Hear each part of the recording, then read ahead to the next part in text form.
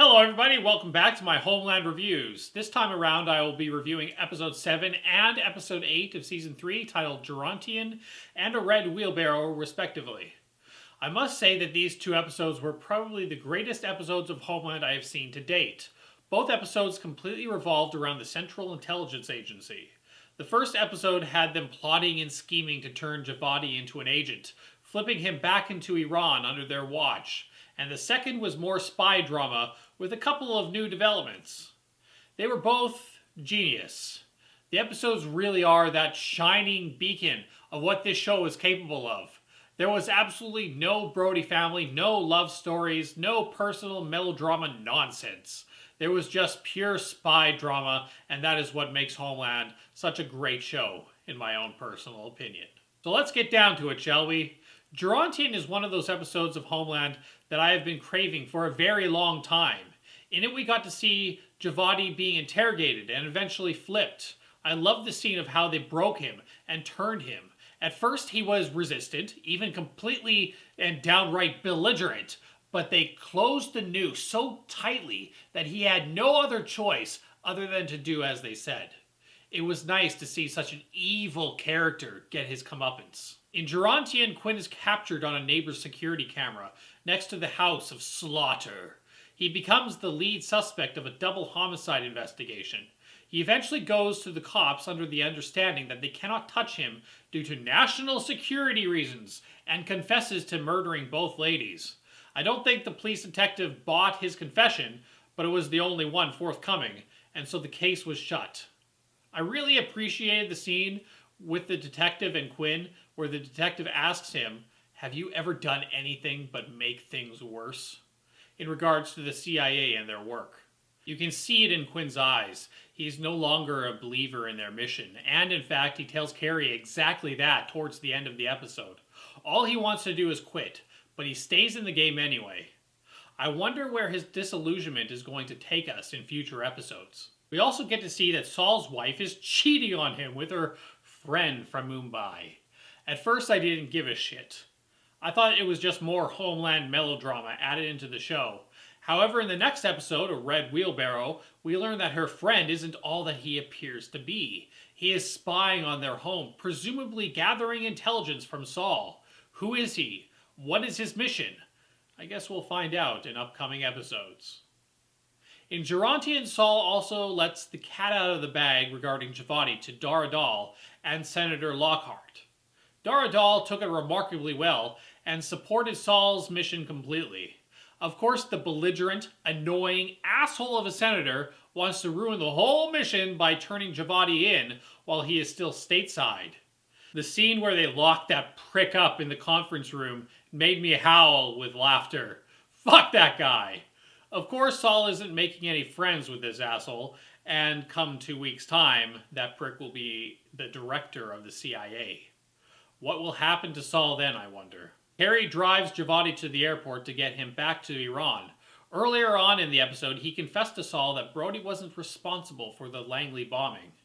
En route to the airport, he tells Carrie the same thing. Javadi almost boards his plane and flies away, but Carrie calls after him, and the two have a chat. During the discussion, Javadi lets Carrie know that the man that built the bomb that blew up the CIA is still alive, and in the country. Carrie asks who he is, and Javadi tells her that he doesn't know. However, he does know somebody that does, and it is the lawyer that brought Javadi and Carrie together initially. And thus the stage is set for the next episode, A Red Wheelbarrow. A Red Wheelbarrow opens up with Saul being cute and making his wife breakfast and bringing it to her in bed.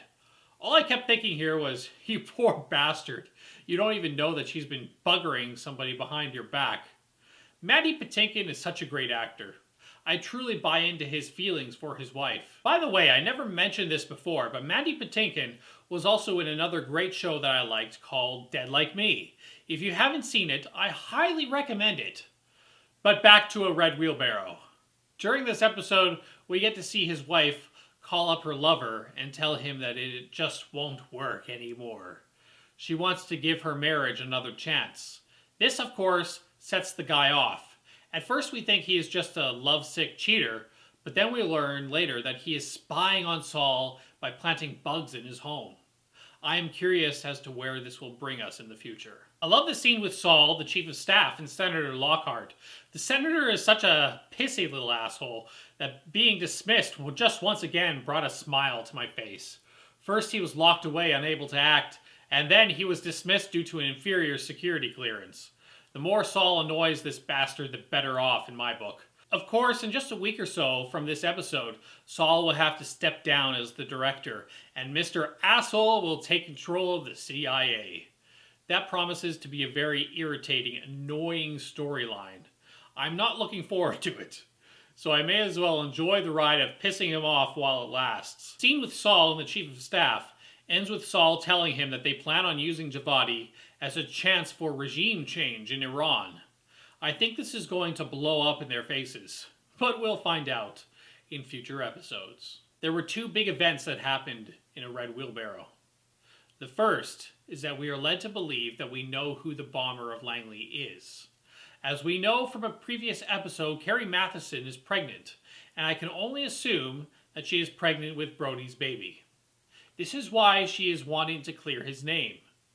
Through the course of the episode, she badly wants to bring the Langley bomber suspect into custody, and even disobeys direct orders by pursuing him during an operation. All she can think about, I'm sure, is that she wants to clear Brody's name, and she almost blows an operation in trying to do just that. During this ordeal, Quinn shoots her in the shoulder, immobilizing her. The suspect is killed by Paul Franklin, Carrie's contact that introduced her to Leland Bennett. Will Brody still take the fall for the Langley bombing? I guess we'll find out in later episodes. And speaking of Brody, we actually get to see him briefly at the end of this episode. Saul Berenson flies to Venezuela and reaches the Tower of David. The episode ends with Saul standing over Brody. What will happen? Will he be taken into custody? Will he be blamed for the attack on Langley? Will Carrie abort his baby? We can only hope. I don't want to see a pregnant-looking Claire Danes on the show. All in all, these two episodes were some of the very finest examples of when Homeland gets it right. Join me next time when I review Episode 9, Horse and Wagon. As always, thank you for watching. Please like and share this review. This channel needs more views, and your support is the only way I'll get it.